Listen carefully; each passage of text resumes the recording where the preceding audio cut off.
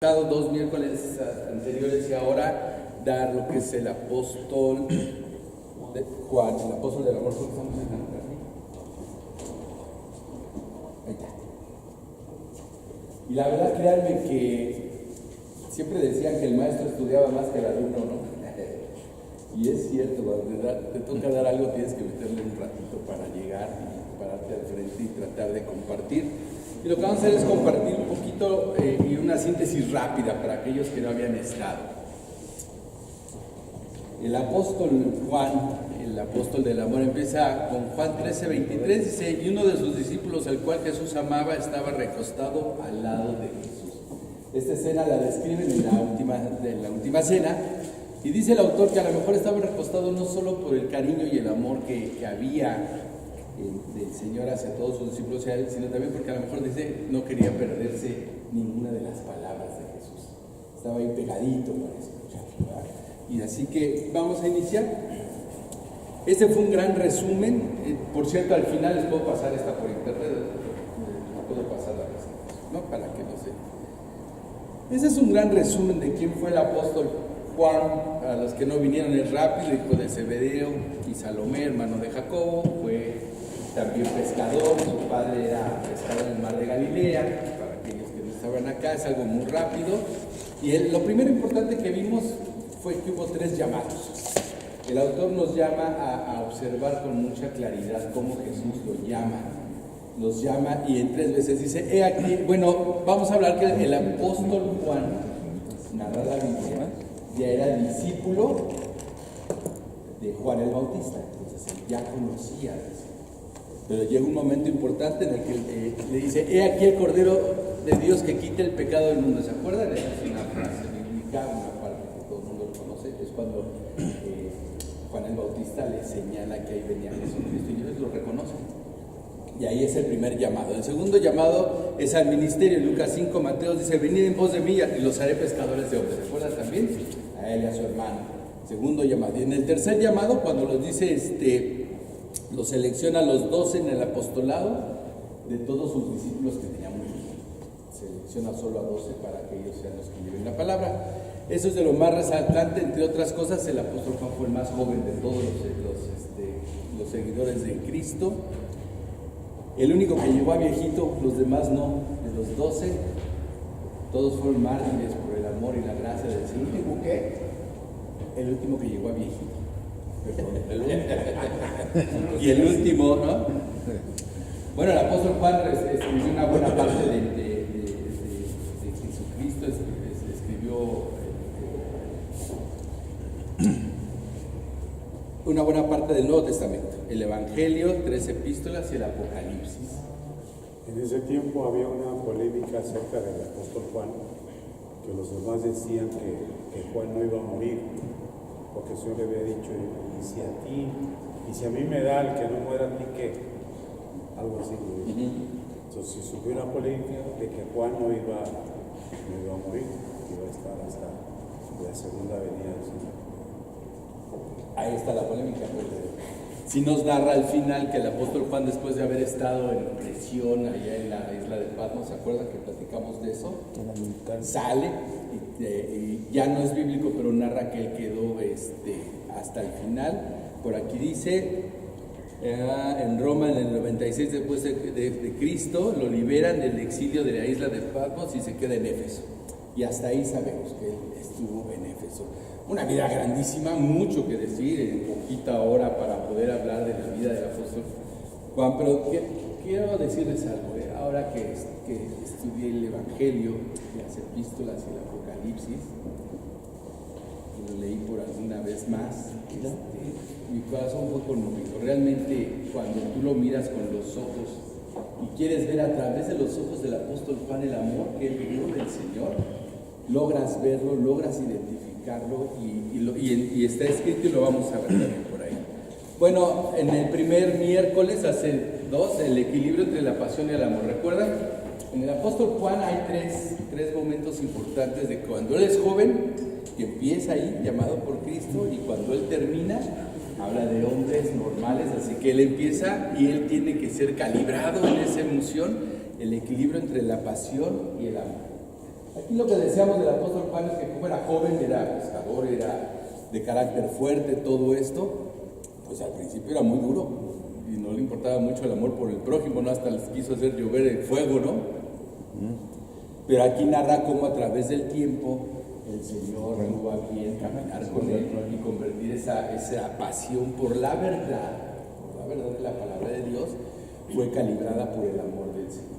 Hasta el final ya nos llama hijitos, ya se ve un apóstol más compasivo, ¿no? Diferente, más compasivo, más pasivo, sin perder la verdad, porque la verdad nunca la pierde. Su pasión por la verdad existió, pero ahora ya no era tan golpeador, ¿no? Como mi tía que les platiqué, ¿no? Mi tía Esperanza, que le decíamos, ay, tienes que los agarras a bibliazos, ¿no? No les hables del ayuduro y si no te conviertes te mueres y el infierno ahí está, y cuidado, ¿eh? Yo creo que el apóstol Juan un poco así. La segunda característica que vimos de él fue la ambición. El apóstol Juan también vimos que era ambicioso, y el evento más importante de esto es cuando él y su hermano le piden a Jesucristo que si no les da una posición ahí privilegiada, dice, cuando estés allá en tu reino, que nos sentemos uno a la derecha y uno a la izquierda. ¿Y qué les dice el Señor? Cuidado con... Pero esa era la mamá, no más bien que ellos. Los tres, Mateo narra una cosa, Marcos narra otra, y la mamá tiene de los mucho dos, que ver, ¿no? La mamá también es invitada al jale y también va y pide. Entre la mamá y ellos dos es la realidad, piden esa posición delicada y les dice el Señor, mira, no sabes ni lo que pides. Eso está reservado para otros, ¿no? Qué triste nos dice, como que quieres por ahí. Dice, pero no sabes lo que pides porque no vas a beber del vaso que yo voy a beber ni del bautismo. O sea, no sabía todavía, ellos no sabían todo lo que iba a pasar y todo lo que iba a suceder. Así que bueno, también el apóstol Juan al principio, así con ese ímpetu y todo, y al final, pues él pasó la vida completa ya después de que Cristo murió. Ahí empieza su sufrimiento. Esa copa que Cristo quería que viviera, pues empieza, ¿no? De alguna u otra manera. Así que fue la segunda característica. Y bueno, ahora vamos a ver la última que nos propone John MacArthur, que es el equilibrio entre el sufrimiento y la gloria. El sufrimiento y la gloria. Aquí es el momento donde él les dice que queremos un lugarcito por ahí y dice, no sabes, ¿no? Dice, la gloria y el sufrimiento son inseparables. El precio de la gloria es el sufrimiento. Eso es una síntesis a la que llega John MacArthur. ¿Ustedes qué creen de eso? ¿Será o no será? La gloria. La gloria que ellos querían, pues era estar en el reino. Ya lo había prometido. El Señor ya se los había prometido, que cuando estuvieran ya les iba a dar 12 lugares. De alguna manera había una promesa. Pero lo que no sabían es que se la tenían que ganar. ¿No? ¿Sabes qué? Ayer estaba hablando precisamente con un amigo. Es un amigo que tiene casas donde hospeda, pues tiene casa, habitación y hospeda. Y él me decía que él era un hombre que necesitaba sentir que alguien lo motivara para que él pudiera avanzar. Y entonces me daba varios ejemplos de cosas que ha hecho, pero que no ha concluido. Y él me decía, bueno, ¿y sabes qué es lo peor, Gerardo? Que ayer me di una bufetada en la cachete porque fui a ver a una señora, él es divorciado, amiga de mi esposa con la que trabaja. Dice, esa señora yo lo conocí hace 25 años, se divorció y se vivió la misma situación que yo. Pero ella empezó con una situación de vender prótesis de seno para mujeres y todos esos aditamentos. Después de 25 años, su esposa le pide que vaya porque hay un presupuesto que quieren hacer para pintar su casa de la señora. Y le muestra el presupuesto para ver si podía competir y dice, Gerardo, me enseñó un presupuesto de 200,000 pesos. Le dije, 200,000 pesos por pintar una casa, y fue a ver la casa. Dice, mira, Gerardo, vi la casa no vale menos de 20 millones de pesos. Eso vale la casa. Dice, yo la conocí a la señora y después de 25 años, wow, yo quisiera hacer eso. Y yo le digo, mira, Tony, ¿sabes qué pasa? Que tú lo que empiezas, no lo terminas. Él empezó un negocio de productos. Dice, yo hace un año empezaste con ese negocio y yo no te veo que quieras avanzar. Dice, es que no estoy motivado. Si estuviera motivado, pues necesito un negocio que me motive. Entonces yo le digo, lo que pasa es que no necesitas motivación, necesitas disciplina y orden en lo que vas a hacer. Y necesitas sufrir. Y voy a esto, para llegar a algo tienes que sufrir. Y cuesta trabajo. Dice, no lo vas a ver ahorita, ni en 2 años, ni en 3. La señora tuvo 25 años para hacerlo, pero a lo mejor durante 10 o 15 años sufrió, pero no desistió. ¿Sí? Tomó un costo eso. Tomó un costo. Entonces yo creo que es lo mismo con el apóstol Juan, ¿no? De alguna manera sufrió. Es lo mismo para el apóstol Juan, para los demás apóstoles y para nosotros. Claro. Ahorita lo vamos a ver más adelante. Traigo versículos muy claves que nos propone MacArthur, la verdad, y otros más, donde es muy claro el mensaje para nosotros. Yo decía, bueno, ya saben, ¿no? Aquel que yo tengo conocidos, he visto que hay gente que culpa a Dios de todo, ¿no? Si Dios existiera no habría niños en África muriéndose de hambre, y si Dios existiera a mí no me iría mal, y si Dios existiera, y si Dios es amor, ¿por qué entonces a mí me va así, me va asado, ¿no? Y para eso también la Biblia tiene respuesta. Y yo tengo 2 muy claras. La primera es que el mundo es de Dios, Él lo creó, Él lo hizo, pero también fue entregado a los hombres, y los hombres han hecho del mundo con decisiones porque nos dio esa libertad de albedrío en el pecado que vivimos, pues lo hemos descompuesto, ¿no? Esa es una parte, ¿no? Pero la otra parte es de lo que estamos hablando acá, que la prueba, dice, y lo vamos a ver, Dios prueba nuestra fe. Y el probar nuestra fe tiene que ver con ese sufrimiento. Diferentes unos que otros, sí, ¿no? Por ejemplo, el hermano del apóstol Juan, ¿cómo murió? Jacobo, decapitado. Fue el primer mártir de la iglesia cristiana. Y el sufrimiento de Jacobo, pues imagínense cuál fue al haber pasado por todo esto por predicar la palabra de Dios y haber sido decapitado. Pero también hubo sufrimiento en el apóstol Juan por haber a su hermano así, ¿no? Entonces, de alguna manera el sufrimiento que implica predicar la palabra de Dios en aquellos entonces era fortísimo. Bueno, los romanos estaban tras de todo el mundo y había mucho problema. Hoy es más libre. Aún así, tenemos historias de misioneros en México, en Oaxaca, en Veracruz, en Tepic, que han sido perseguidos. Y hay persecución todavía en esos casos muy extremos y hay que orar por ellos, ¿no? Nosotros tuvimos uno muy cercano en Tepic, un misionero de nuestra iglesia de Getsemaní, fue baleado. Él estaba haciendo su trabajo, misionero acá en Tepic, allá arriba, y en la sierra, y lo balearon. Le dieron un balazo y fue una cosa impresionante. Gracias a Dios estuvo bien, lo salvamos a tiempo, todos participamos, Dios estuvo ahí, pero hubo una prueba muy grande para él. Y bueno, pruebas hay muchas, así que de esto vamos a hablar. No sé qué es lo que nos espera a los cristianos. Ahorita están discutiendo los diputados, los senadores y todo el mundo está discutiendo la idea del género, donde implica inclusive que a los pastores cárcel. Son 22 reformas. Tremendo está eso, hay que orar donde por ello. ya la libertad se acabó, la libertad de expresión, la libertad de creencias. Afectan muchos artículos de la Constitución y entre ellos los cristianos, que es lo más preocupante. Aún la misma Iglesia Católica va a tener muchos problemas. Y me impresionó mucho de los cristianos porque dice que a los pastores o a los que predican el Evangelio, cárcel. La propuesta es algo real, yo también ya estoy enterado, es una propuesta que ya está en la Cámara para ser aprobada, estamos orando por ello. Es el tema de la libertad de género. El gobierno quiere que todos aquellos que no son hombres de mujeres, no sé ni cómo llamarlos, tienen muchos nombres, ¿no?, tengan las mismas oportunidades en libertad de género, y hay 20 y tantas propuestas para ello ya puestas ahí. Pero no es tanto lo peor, o sea, que les den hijos en adopción y una serie de cosas ahí, ¿no? Lo peor es que hay un candado abajo que dice que cualquiera de nosotros o cualquiera en México que quiera hacerles cambiar o que quiera desviar o que quiera llevarlos o que no los acepte como tal, cárcel y lo mínimo van a ser 6 años. Está puesta la propuesta y hay que orar por ello. Pero déjenme regresar acá, porque el tiempo corre. Bueno, aquí está.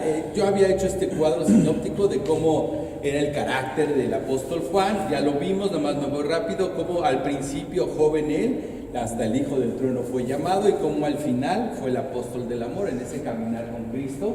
que es la propuesta que hacíamos todos nosotros, ¿verdad? Que cuando nosotros caminamos con Cristo, cuando leemos su palabra, cuando estamos en Él, cuando estamos trabajando, nuestra vida es cambiada por el Señor. Y esperemos que para bien. Y aquí dice, desde que dice, deseo de descendiera fuego sobre los samaritanos, en Lucas es cuando vemos el carácter, ¿no? Cuando no le importa mucho el prójimo. Pero aquí está el otro, deseo del poder de pedir un lugar en el cielo. Ya mostraba su ambición, son los elementos que ahora vemos por acá. Y bueno, ¿qué es lo que estaba pasando?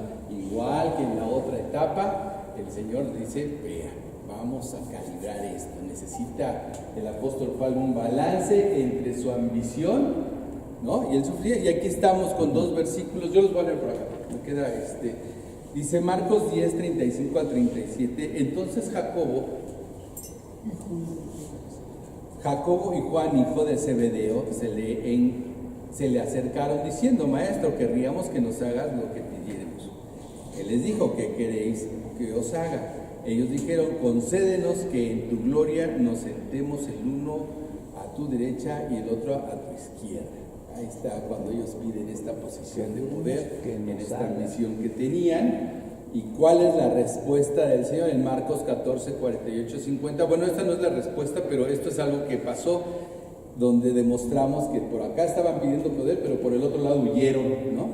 Dice, y respondiendo Jesús les dijo, como contra un ladrón habéis salido. ¿Cómo entra? ¿Cómo entra un ladrón? ¿Cómo entra un ladrón? Habéis salido con espada y con palos para prenderme.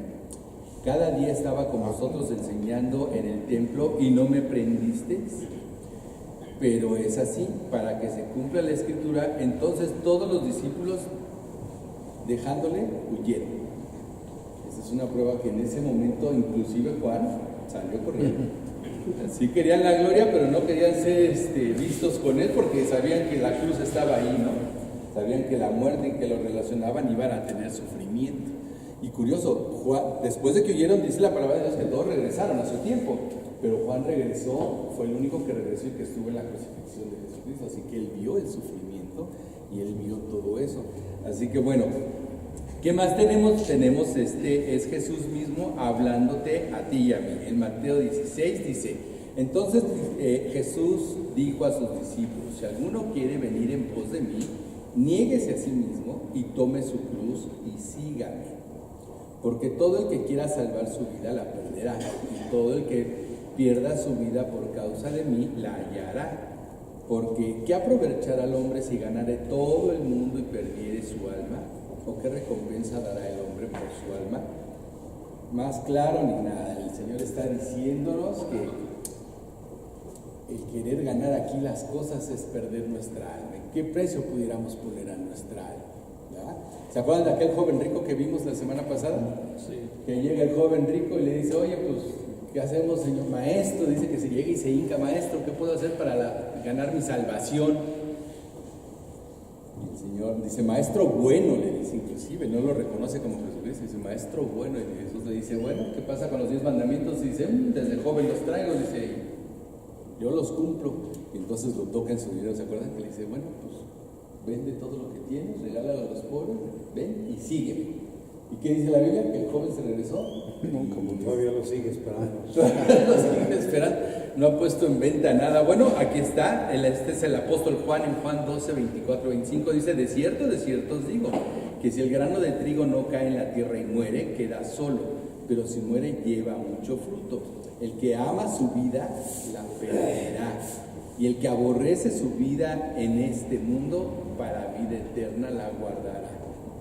Este es ya visto por parte del apóstol Juan, es la misma prédica, es el mismo mensaje del apóstol Juan, y dice, el que ama su vida, a Dios, y el que la pierde, la ganará. El que la pierde, pero por Cristo.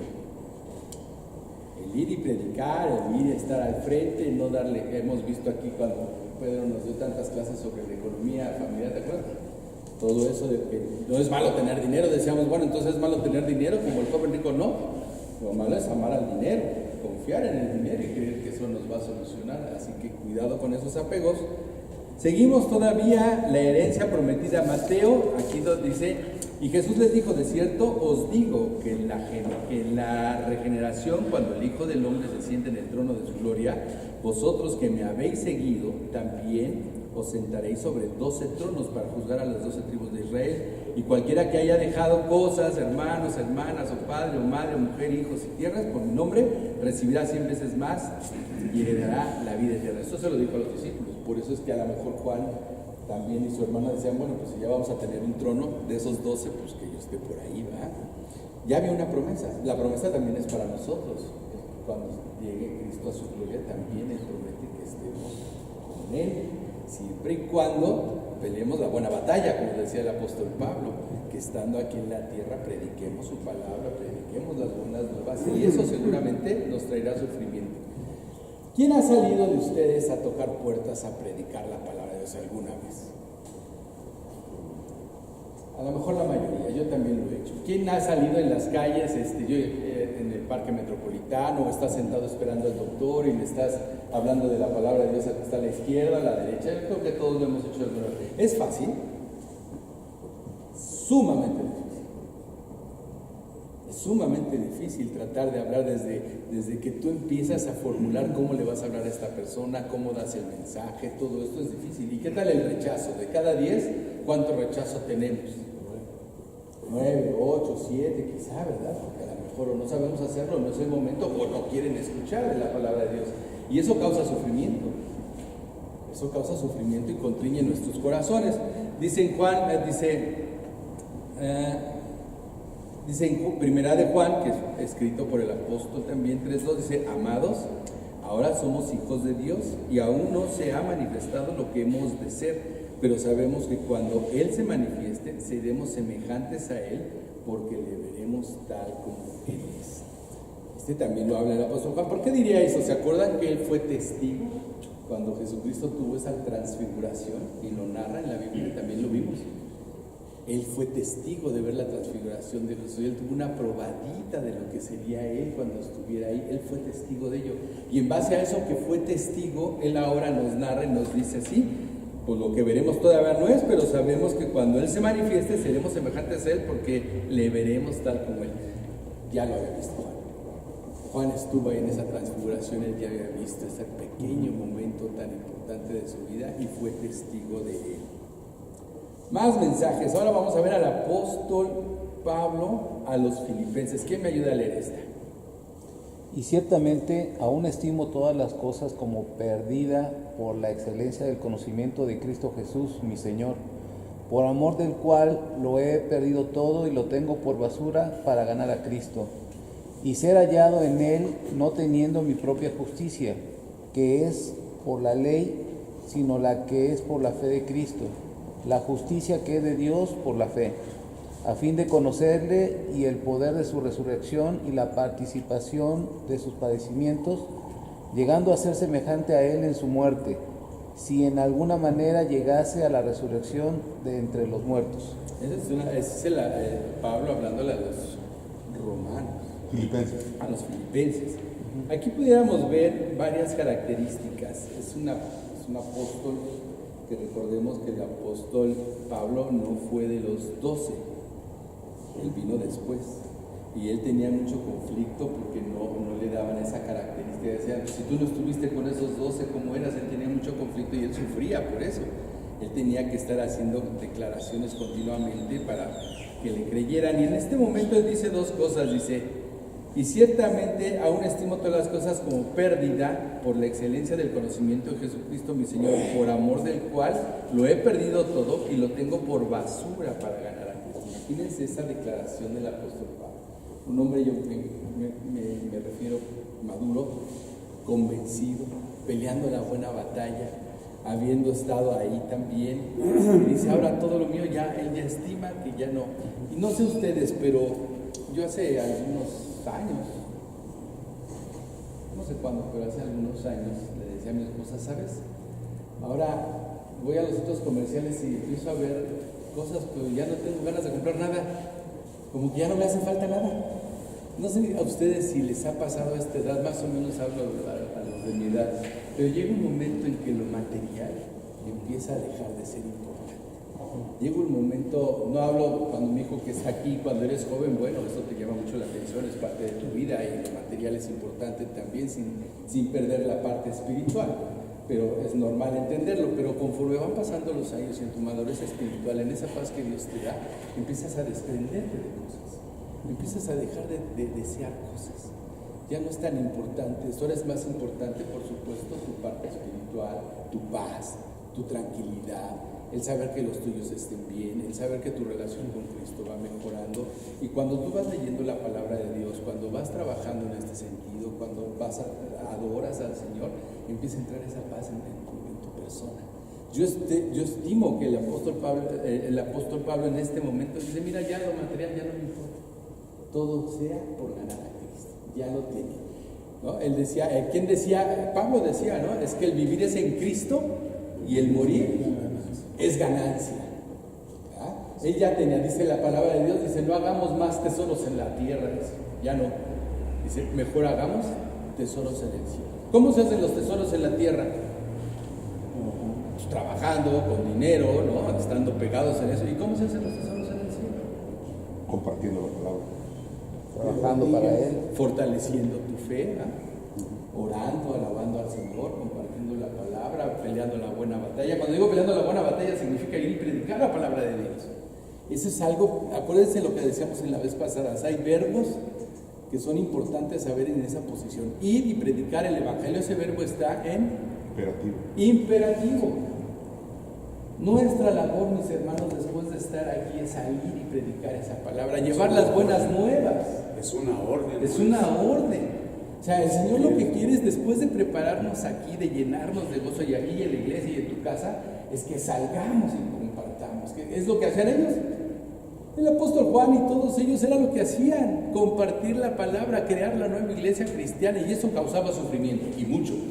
Y fueron mártires todos, excepto el apóstol Juan, que llegó hasta el final, ¿verdad? Pero también la sufrió la muerte de los otros apóstoles, sufrió la pérdida de un hermano, sufrió la isla de Patmos, la prisión en condiciones horribles. El autor maneja que él ya estuvo ahí en la isla de Patmos y que la verdad era, por almohada eran piedras. Sin embargo, el Señor en la isla de Patmos al apóstol Juan ahí le revela el Apocalipsis y le revela y le deja ver lo que vendría después. Así que bueno, no nos perdamos, porque es parte de esa que dice abajo a los romanos. Ni siquiera es dar bibliazos, sino tú dar testimonio de lo que Dios ha hecho en tu vida. O sea, no tienes que saber muchas cosas, nada más sabes que Dios ha hecho en mi vida esto, y eso es compartirlo. Así es, así que mis hermanos, habíamos dicho en las primeras sesiones nuestra identidad, ¿verdad? ¿Se acuerdan? En la primera hablamos mucho de nuestra identidad. ¿Cuál es tu identidad con Cristo? ¿Y cómo los demás van a saber? Porque acuérdense que decía que los oían a los apóstoles hablar con denuedo y sabían que habían estado con Cristo. Y entonces lo traje al presente y les dije, mis hermanos, ¿cuántos de nosotros hemos andado con Cristo? ¿Y cómo nos ve la gente? ¿Nos reconoce que andamos con Cristo? ¿O andamos como la secreta, decía mi pastor cuando era joven? O sea, no, estos jóvenes cristianos son de la secreta, dice, nada más aquí, dice, allá afuera, ¿no? No, la idea es que el amor de Dios, el amor de que estamos aprendiendo, modifique nuestras vidas y que los demás de alguna u otra manera, o privilegiadamente, digan, este es cristiano, ¿verdad? Por la forma en la que se comporta. Hay un versículo que dice el apóstol Juan, que a mí me encanta. Dice el Señor, yo soy la vid, vosotros los pámpanos. El que permanece en mí y yo en él, este lleva mucho fruto, porque separados de mí nada podéis hacer. O sea, lo primero es estar pegado al pámpano, a la vid, estar pegado a Cristo para poder dar fruto, si no, no podemos darlo. Por nosotros no podemos dar nada. Sí, mi hermano. Sí, de hecho, el regla cuenta que por los frutos te conocerán, ¿verdad? Por los frutos. Dando evidencia, dando muestra. Dando evidencia. No dice eso. Entonces dijimos, en el primero hablábamos de la identidad. Cuidemos que nuestra identidad con Cristo, ese andar con Cristo, sea claro. Yo les puse un ejemplo muy rudo. A ver, los darquetos. Tú vas en la calle, volteas y tú ves si ese es darqueto. O sea, está vestido de negro, pintado de negro, con botas negras, ¿no? Los hemos. Tú vas en la calle y ves los hemos. Tú vas en la calle y veías los POMs. Tú ibas en la calle y veías a los de Amor y Paz. Todos, ¿no? Un soldado. Oye, pero eso es como igual a lo que dicen así muchas mamás a sus hijos. tienes que dar testimonio, pero a veces se vuelve como que algo, pues, mal, ¿no? Porque te estás cuidando de todo, no puedo hacer esto. Se puede confundir, ¿no? Sí, aquellos que seguimos a Cristo, que tenemos que dar un testimonio de seguir a Cristo.